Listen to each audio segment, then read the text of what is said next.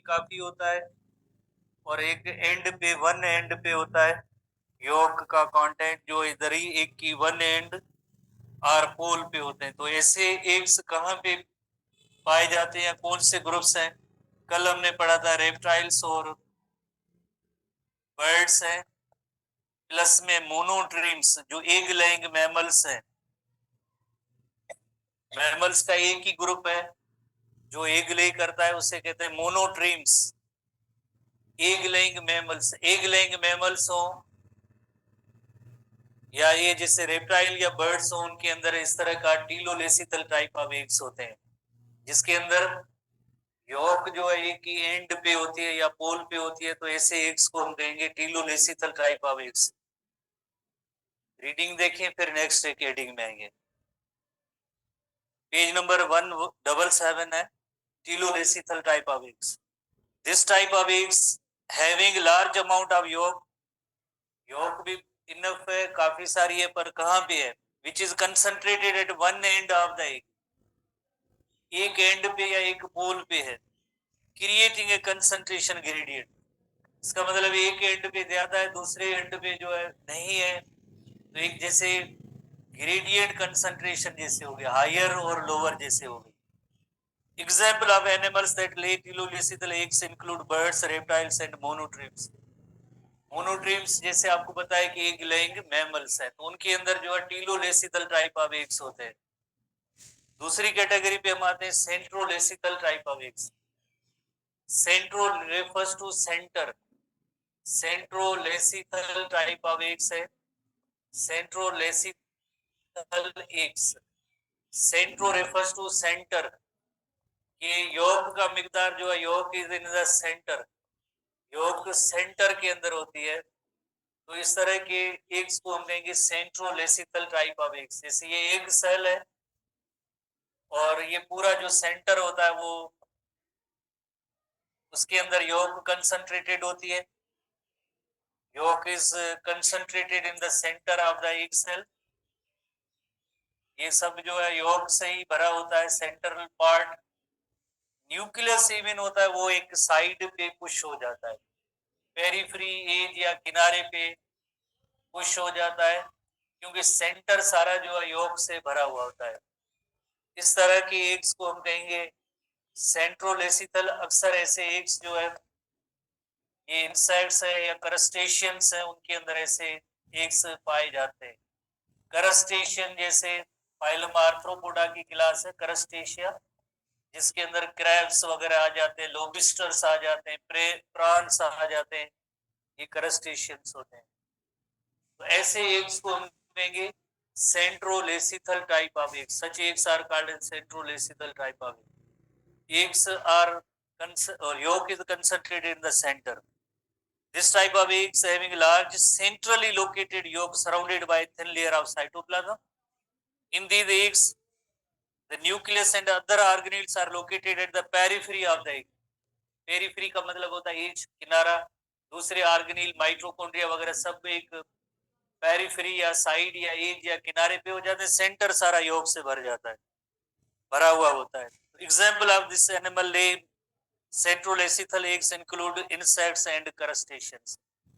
Example की category बहुत ही इंपॉर्टेंट, इसके अंदर सवाल होता है सेंट्रोलेसिथल एग्स की कौन से एग्जाम्पल है, या जैसे आप देख रहे हैं कि टीलोलेसिथल एग्स है तो उनकी कौन सी कैटेगरी के वाइज से एग्जाम्पल है, याद करना जरूरी होता है। वेरी इंपॉर्टेंट क्वेश्चन आगे बन सकते हैं। उसके बाद आप आएंगी आइसोलेसिथल टाइप ऑफ एग्स है, नंबर 3 कैटेगरी आइसोलेसिथल। आइसोलेसिथल, लेसिथोस लफ्ज की मीनिंग होती है यॉक। आइसोलेसिथल एग्स, ऐसे एग्स जिनके अंदर जो है यॉक होती है, पर यॉक जो होती है वो इक्वली डिस्ट्रीब्यूटेड होती है, इक्वली या evenly distributed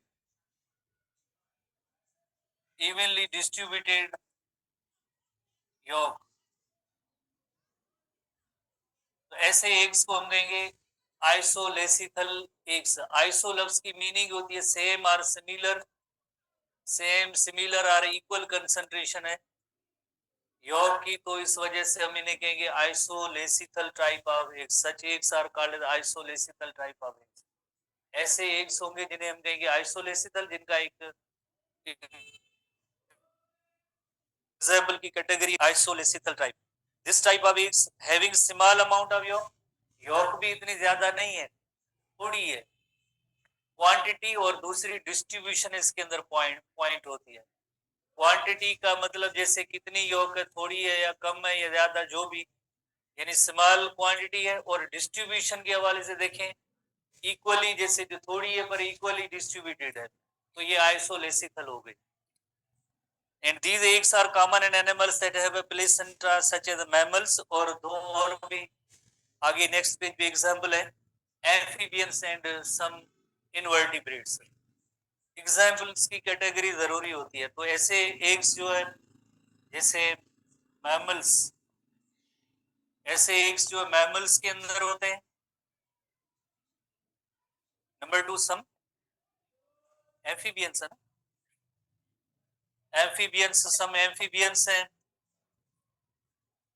and invertebrates. Invertebrates के हवाले से अगर देखा जाए, बुक के अंदर कोई एग्जाम्पल नहीं है, पर ये काइनोडर्म्स होते हैं, उनके अंदर ऐसे आइसोलेसिथल टाइप ऑफ एग्स होते हैं, आइसोलेसिथल टाइप ऑफ एग्स होते हैं।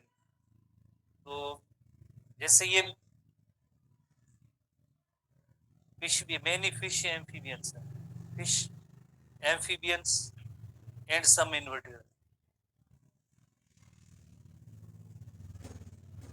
एम्फीबियंस, सम फिशेस और इनवर्टिब्रेट्स। इनवर्टिब्रेट्स के अंदर इकाइनोडर्म्स है, और मैमल्स के अंदर योग का इतना ज्यादा मिकदार क्यों नहीं?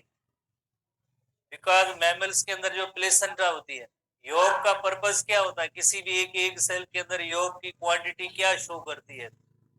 योग की क्वांटिटी थोड़ी है या ज्यादा है, इस बात का जो हमें पता देती है। जैसे फॉर एग्जांपल देखें, रेप्टाइल है या बर्ड्स है, तो इनकी कंप्लीट डेवलपमेंट जो होती है आउटसाइड द बॉडी होती है, एग के अंदर होती है, शेल मौजूद है उसके अंदर, जैसे योग का मिकदार काफी होता है, तो कंप्लीट डेवलपमेंट एग के अंदर होती है। तो उसके लिए जो एम्ब्रियो को नॉरिशमेंट और फूड की सप्लाई मिलनी चाहिए, तो योग भी इनफ क्वांटिटी में होगी। मोनोट्रीम्स हैं, तो जाहिर है ये भी एग लेंगे, मैमल्स हैं, तो इनकी भी डेवलपमेंट के लिए जो योग का मिकदार ज्यादा चाहिए, इस वजह से जो इनके अंदर योग की क्वांटिटी ज्यादा होती है। पर जिसमें योग बहुत ही कम है, इवन ह्यूमन बीइंग के अंदर तो योग सैक होती है, पर उसके अंदर योग ही नहीं होती है, क्योंकि डेवलपिंग एम्ब्रियो को ईच एंड एवरीथिंग जो है that is provided by mother through placenta. Placenta के थ्रू जो है फूड, ऑक्सीजन, ये मदर की तरफ से मिलते हैं थ्रू प्लेसेंटा। तो इस वजह से इनको, इनकी एग्स के अंदर जो है इतनी योग की क्वांटिटी नहीं होती है।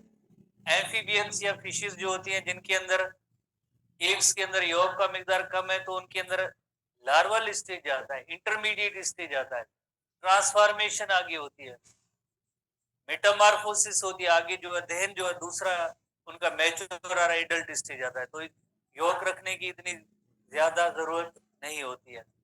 आखिरी कैटेगरी है mesolecithal type of eggs. Mesolecithal, meso refers to moderate. Number 4 and last, that is the mesolesical type of eggs, mesolesical eggs। और मीजो लफ्ज की मीनिंग होती है मॉडरेट, दरमियाना, इंटरमीडिएट, ना कम ना ज्यादा, मॉडरेट और इंटरमीडिएट, इन बिटवीन। योग की मिकदार इतनी ज्यादा नहीं होगी एक सेल के अंदर, पर इवनली डिस्ट्रीब्यूटेड नहीं होगी, अनइवन डिस्ट्रीब्यूशन होगी। एक जगह पे कम है तो दूसरी जगह पे थोड़ी ज्यादा होगी। तो मॉडरेट अमाउंट ऑफ योग है और अनइवन होती है। अनइवन, या जिसे हम कहेंगे कि बराबरी, जिस तरह से ये आइसोलेसिथल के अंदर जो इक्वल कंसंट्रेशन में डिस्ट्रीब्यूटेड थी, अब इनकी डिस्ट्रीब्यूशन है वो अनइक्वल है या अनइवनली डिस्ट्रीब्यूटेड है। किस जगह पे ज्यादा, किस जगह पे साइटोप्लाज्म में योग जो है कम होती है। तो इस तरह के जो एग्स होते हैं उन्हें हम कहेंगे मीजोलेसिथल टाइप ऑफ एग्स। आइसोलेसिथल और मीजोलेसिथल के अंदर यही फर्क है, यॉर्क की जो है इक्वल डिस्ट्रीब्यूशन होती है या इवन डिस्ट्रीब्यूशन होती है, और इसके अंदर जो है इवन डिस्ट्रीब्यूशन या इक्वल डिस्ट्रीब्यूशन नहीं होती है। एग्जाम्पल की कैटेगरी पे आप आएंगे, तकरीबन यही सम एम्फीबियंस और फिशेस की कैटेगरी होगी, many fishes and amphibians. Many fishes amphibian कोई पर्टिकुलर एग्जाम्पल नहीं है, फिशेस एंड एम्फीबियंस इनके अंदर ऐसे मीजोलेसिथल टाइप ऑफ एग्स होता है, मीजोलेसिथल टाइप ऑफ। तो ये 4 किस्म के जो एग्स हैं, 2 किस्म के क्लीवेज जो हमारे बुक के अंदर रखे गए, इनको आप यकीनन याद करेंगे। एग्जाम्पल की कैटेगरी बहुत जरूरी होती है। क्रेमिंग टाइप के जो सवाल है, खास तौर पे जैसे आप वर्ड को देखते हैं तो डेफिनेशन आ ही जाती है, mesolecithal moderate amount of yolk, isolecithal iso same similar or equal, telolecithal one polar end पे है, सेंट्रोलेसिथल योग सेंटर पे। डेफिनेशन तो आ ही जाती है वर्ड से, उसको आप ब्रेक करेंगे तो डिफाइन भी कर लेते हैं, पर मेन जो क्वेश्चन है उसका जो है एग्जाम्पल की कैटेगरी है, जो आप क्रैमिंग करके जिसको आप याद करेंगे। तो इस तरह से जो है ये types of eggs and cleavage. अब हम आते हैं नेक्स्ट एक हेडिंग में आते हैं, जो डेवलपमेंट की स्टेजेस हैं। पहले सबसे पहले आप डेवलपमेंट की स्टेजेस को आप ध्यान में रखें। हालांकि कल भी हमने पढ़ा था, जैसे जाइगोट है, और जाइगोट के बाद सीरीज ऑफ चेंजेस जो एक होती है इसी जाइगोट के अंदर, माइटोटिक सेल डिवीजन होती है, कंटिन्यूअसली जो है माइटोसिस का अमल होता है, जिसे कहते हैं क्लीवेज कहते हैं। और क्लीवेज के नतीजे में आपको पता है कि जैसे एक सेल जो है 2 सेल में डिवाइड होता है, 2 में से 4, 4 में से 8, इस तरह से कंटिन्यूअस जो डिवीजन होती रहती है, तो उसके रिजल्ट में एक बॉल ऑफ सेल जो बनता है, जो बॉल ऑफ सेल बनता है, इस बॉल ऑफ सेल को हम कहेंगे मोर्यूला। इस स्टेज का नेम होगा मोर्यूला। उसके बाद क्या होगा, होलो बॉल ऑफ सेल होगा। होलो बॉल ऑफ सेल का मतलब है अंदर एक कैविटी स्पेस और गैप होगा, एक कैविटी स्पेस और गैप होगा, hollow ball of cells. This hollow ball of cells is called, ये भी बॉल ऑफ सेल है पर ये होलो बॉल ऑफ सेल्स है, कैविटी अंदर मौजूद है। This hollow ball of cells is called blastula stage. इस स्टेज का नेम होगा ब्लास्टुला। ये जो बॉल ऑफ सेल है ये सॉलिड और कॉम्पैक्ट, सॉलिड या कॉम्पैक्ट बॉल ऑफ सेल है।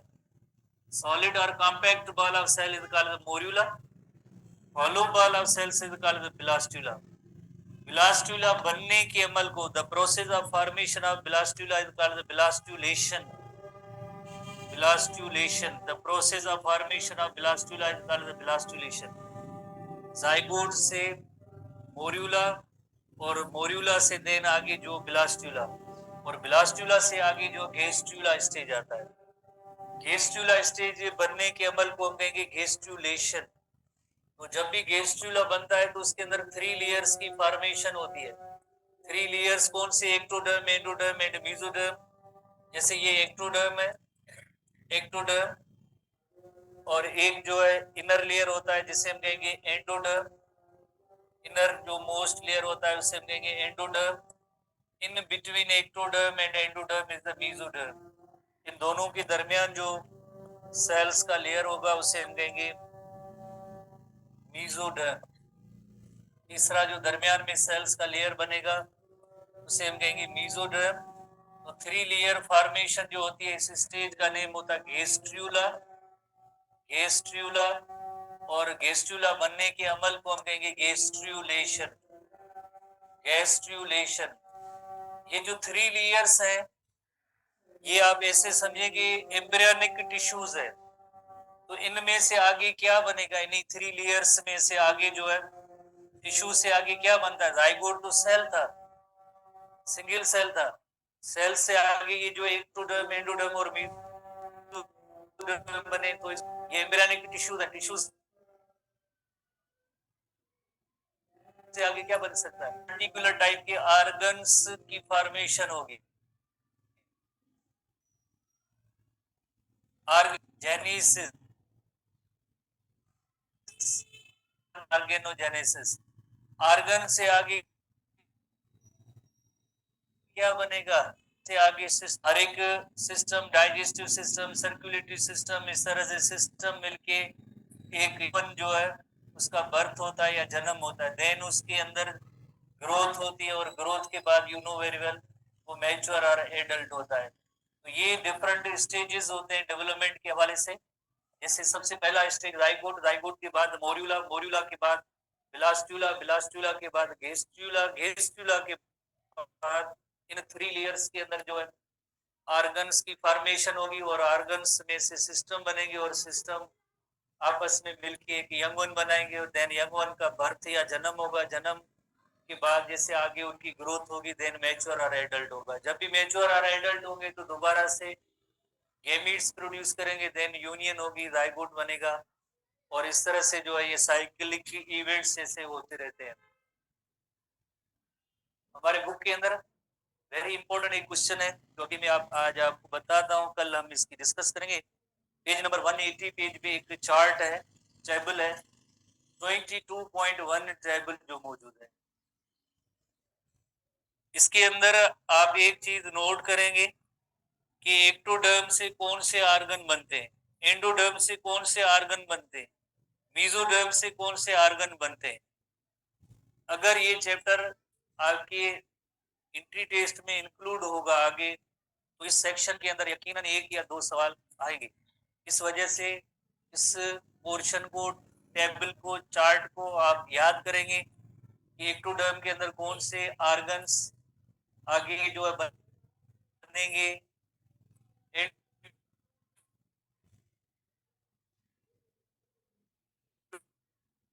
एंडोडर्म से आर्गन या एंडोडर्म में से skin, teeth, eyes, nervous system जैसे ब्रेन, स्पाइनल कार्ड, नर्व्स वगैरह नहीं, पूरी स्किन नहीं, dermis of the skin part जो है वो एक्टोडर्म से बनेगा। मीजोडर्म और मीजोडर्म, उसके बाद एंडोडर्म है lining of the digestive tract, जिसके अंदर oesophagus, stomach and intestine, lining of respiratory tract, liver, pancreas, bladder, thyroid gland. बहुत ही इंपॉर्टेंट क्वेश्चन है, तो इसको आप हर हालत में इन क्वेश्चंस को आप याद करेंगे। जैसे ये आर्गन आपस में मिलेंगे तो पर्टिकुलर टाइप के जो सिस्टम बनेंगे, सिस्टम मिल के सब एक इंडिविजुअल न्यू यंग ऑर्गेनिज्म बनेगा, जन्म होगा उसका, देन ग्रोथ होगी, ग्रोथ के बाद देन मैच्योर और एडल्ट होगा। मैच्योर और एडल्ट साइज तक पहुंचने के लिए ग्रोथ का फिनोमेना होता है, और ये सारे जो अमल है ये सब डेवलपमेंट कहलाता है। जन्म के बाद जो साइज में, शेप में जो चेंजेस आती हैं वो ग्रोथ है। मदर की बॉडी के अंदर जो प्रोसेस इवेंट्स हो रहे हैं, चेंजेस हो रही हैं, वो सब डेवलपमेंट की हेडिंग के अंडर आएंगे, ठीक है ना। तो ये डेवलपमेंट और ग्रोथ के अंदर ये फर्क होता है। नेक्स्ट पेज पे हम आएंगे, और उसके अंदर जैसे एक टेक्स्ट बुक का हम एक पार्ट देखेंगे, मोर्यूला एंड बिलास्टुला हेडिंग है, morula and blastula, morula and blastula. You know very well morula क्या होता है। जैसे अभी हमने पढ़ा, morula is the solid ball of cells, और सॉलिड बॉल ऑफ सेल्स है जिसके अंदर नंबर ऑफ सेल्स का जो तादाद हमारी बुक के अंदर मेंशन है 60 सेल्स का ये स्टेज होता है। तो इस स्टेज को हम कहेंगे मोर्यूला स्टेज कहेंगे। जस्ट एक सॉलिड बॉल ऑफ सेल्स होता है, हर एक सेल को हम कहेंगे blastomere, cell, individual cell is called blastomere, और ये जो ऐसे ब्लास्टोमियर जो इनका तादाद होगा 60 होगा, और इस स्टेज को हम कहेंगे मोर्यूला कहेंगे, जो एक सॉलिड बॉल ऑफ सेल होता है, सॉलिड बॉल ऑफ सेल होगा, सॉलिड बॉल ऑफ सेल्स होगा। मोर्यूला के बाद कौन सा आगे स्टेज बनेगा, बिलास्टुला। पर ह्यूमन बीइंग की डेवलपमेंट के अंदर बिलास्टुला इसे नहीं कहेंगे, इसे कहेंगे ब्लास्टोसिस्ट कहेंगे, ब्लास्टोसिस्ट कहेंगे। This stage is called blastocyst, stage is called blastocyst. तो ब्लास्टोसिस्ट की हम एक डायग्राम छोटी सी बनाएंगे, और उसके अंदर वेरी इंपॉर्टेंट पॉइंट्स को नोट करेंगे। जो ब्लास्टोसिस्ट होता है उसके अंदर एक सेल्स का लेयर होता है, सेल्स का लेयर होगा, जिसे कहेंगे ट्रोफोब्लास्ट, सेल्स का लेयर है। पहले तो जस्ट मोर्यूला था, बॉल ऑफ सेल्स था, अब जो एक सेल्स का लेयर है, this layer of cells is called the trophoblast. Because जैसे अगर जस्ट जो माइटोसिस होती रहती तो जस्ट नंबर ऑफ सेल्स में इंक्रीज होता है। अब ये सेल्स डिफरेंट पोजीशन लोकेशंस पे भी आ रहे हैं, तादाद में भी इंक्रीज हो रहे हैं और हर एक का काम या फंक्शन भी अलग अलग होता जा रहा है। तो इसी तरह से जो ब्लास्टोसिस्ट स्टेज है उसके अंदर जो लेयर ऑफ सेल्स होता है उसे कहेंगे ट्रोफोब्लास्ट। इस लेयर ऑफ सेल्स को हम कहेंगे ट्रोफोब्लास्ट। ये ब्लास्टोसिस्ट है, उसके लेयर ऑफ सेल्स को हम कहेंगे ट्रोफोब्लास्ट कहेंगे। और एक्टिव सेल डिवीजन भी हो रही है, ऐसे नहीं कि सेल डिवाइड भी नहीं हो रहे, और एक्टिव सेल डिवीजन हो रही है जिसकी वजह से ये छोटे सेल्स जो है सब एक रीजन के अंदर आके कंसंट्रेटेड होते हैं और इस सेल्स के इस ग्रुप को कहते हैं inner cell mass. This is called inner cell mass. Inner cell mass, ICM, inner cell mass. ये इनर सेल मास होता है, इसमें पूरा जो कंप्लीट एम्ब्रियो जितने भी इसके अंदर पार्ट्स ऑर्गन्स होंगे वो सब इस इनर मास ऑफ सेल्स से बनते हैं। इस वजह से inner mass of cells is also called embryoblast. So it is called embryoblast. एक इसके अंदर आउटर लेयर है that is called trophoblast. Cells का जो ग्रुप है उसे हम कहेंगे ट्रोफोब्लास्ट। दूसरे एंड पे जो सेल्स हैं, छोटे सेल्स जो डिवाइड भी हो रहे, कंसंट्रेटेड है एक पोल की एंड की तरफ, इसे कहते हैं इनर सेल मास, ICM। जिस इन्हीं ग्रुप ऑफ सेल से टोटल जो न्यू वन ऑर्गेनिज्म बनेगा इस इनर सेल मास से बनेगा, तो इस वजह से इसे कहेंगे एम्ब्रियोब्लास्ट कहेंगे। बाकी जो एक अंदर खाली एक स्पेस पड़ा है, फ्लूइड फिल्ड स्पेस पड़ा है, इस फ्लूइड फिल्ड स्पेस को कहेंगे ब्लास्टोसील या segmentation cavity. Fluid filled cavity होती है जिसका नेम होगा ब्लास्टोसील, ब्लास्टोसील और सेगमेंटेशन कैविटी। सेगमेंटेशन कैविटी जो एक फ्लूइड फिल्ड कैविटी है, फ्लूइड फिल्ड कैविटी है, fluid filled cavity. This cavity is fluid filled and it is called blastocoel. Blastocoel की प्रेजेंस की वजह से तो इनका नेम ही ब्लास्टुला रखा जाता है। तो एक एंड पे जो है ऐसे सेल्स का ग्रुप है जिसे हम कहते हैं inner cell mass. Inner cell mass से ही कंप्लीट जो एम्ब्रियो जो आगे बनेगा इसी इनर सेल मास से बनेगा, और इनर सेल मास से एम्ब्रियो बनेगा, तो इस वजह से हम इसे कहेंगे एम्ब्रियोब्लास्ट कहेंगे। रिमेनिंग अंदर एक स्पेस या गैप जो बनता है फ्लूइड फिल्ड कैविटी होती है उसे कहते हैं ब्लास्टोसील कहते हैं। तो इन दो सेक्शंस को हम देखेंगे, मोर्यूला और ब्लास्टुला। पेज नंबर 178 पे आप आए, morula and blastula. The term morula refers to the solid mass of blastomere. हर एक इंडिविजुअल सेल जो होता है मोर्यूला के अंदर उसे ब्लास्टोमियर कहते हैं, solid, and found by the several cleavages of the zygote. Zygote के अंदर जो माइटोटिक सेल डिवीजन हुई है, क्लीवेजेस हुई है, उसी के नतीजे में जो एक बॉल ऑफ सेल बना है जिसे हम कहते हैं मोर्यूला कहते हैं। Morula in the human being contains at least 60 cell, जो हमने नोट किया है, फिगर है, तादाद है, याद रखना है। Zygote grows to blastula, a hollow bubble-like structure eventually implants in the uterine lining when the number of cells in the morula rises.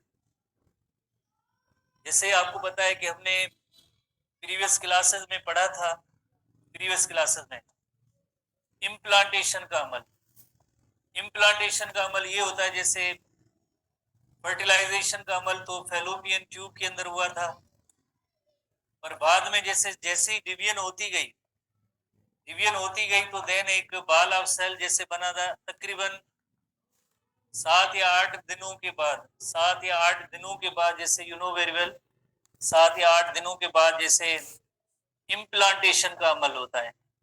ये डिवीजन हो रही थी, एक बॉल ऑफ सेल था और ये बॉल ऑफ सेल जो है इनसाइड द यूटेरिन लाइनिंग एंडोमेट्रियम के अंदर आ गया था। तो इस प्रोसेस को हम कहेंगे implantation. This process is called implantation.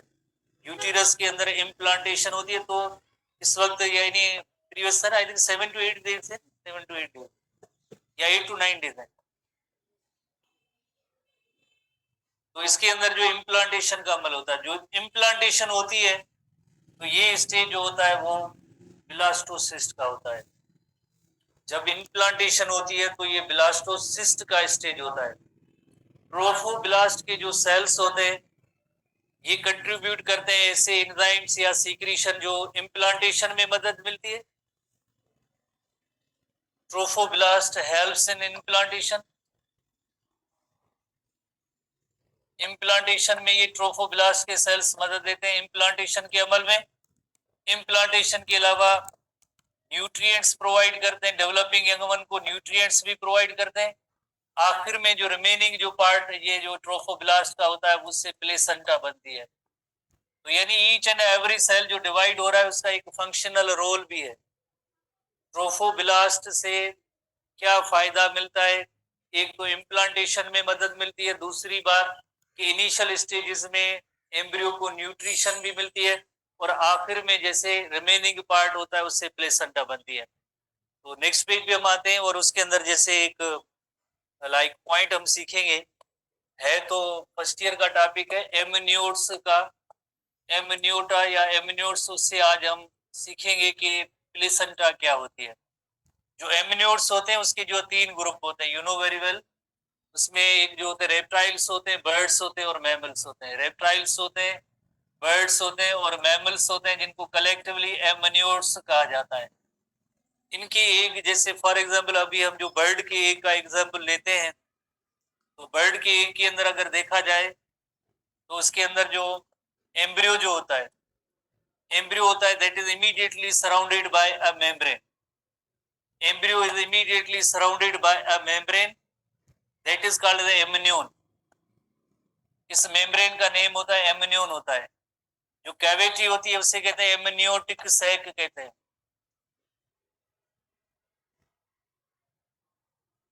Cavity is called the amniotic sac, membrane is called the amnion, cavity is called the amniotic sac, amniotic sac और cavity। और इसके अंदर जो फ्लूइड होती है, और इस फ्लूइड को हम कहेंगे amniotic fluid, fluid is called the amniotic fluid। embryo is immediately surrounded by this membrane, इस वजह से इसका नेम रखा गया है एमनियोटा ग्रुप। इसी तरह से एक और एक्स्ट्रा एम्ब्रियोनिक मेम्ब्रेन होती है जिसका नेम होता है यॉर्क सैक। जाहिर है जब बर्ड्स या रेप्टाइल्स होते हैं उसके अंदर यॉर्क सैक, उसके अंदर काफी सारी यॉर्क होती है जो एम्ब्रियो को न्यूट्रिएंट्स प्रोवाइड करती है। एक और जिस तरह से मेम्ब्रेन होती है जिसका नेम होता है एलेंटॉइस। एलेंटॉइस का काम होता है वेस्ट को कलेक्ट करना। एलेंटॉइस का काम होता है एम्ब्रियो के वेस्ट होते हैं उनको कलेक्ट करती है। और इन सब के बाहर एक मेम्ब्रेन होती है जिसका नेम होता है कोरियोन। कोरियोन मेम्ब्रेन का काम होता है गैस एक्सचेंज में मदद मिल देती है, गैस एक्सचेंज में, गैस एक्सचेंज में मदद देती है। तो ये 4 एक्स्ट्रा एम्ब्रियोनिक मेम्ब्रेन्स होती है। जैसे एक नंबर 1 इज इमीडिएटली एमनियोन है, number 2 is yolk sac, number 3 is allantois, number 4 is chorion. तो इसी तरह से ह्यूमन बीइंग की डेवलपमेंट के हवाले से भी ऐसी मेम्ब्रेन्स बनती हैं। अरेंजमेंट क्या होगी, हम इस पे आते हैं कि हाउ दे आर फाउंड। सरमंता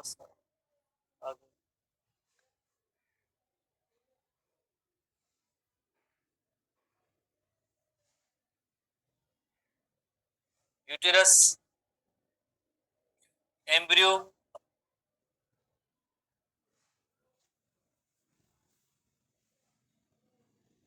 तो प्रेग्नेंट विमेन के अंदर एक आर्गन बनता है, इसका नेम होता है प्लेसेंटा। इस आर्गन का नेम होता है प्लेसेंटा।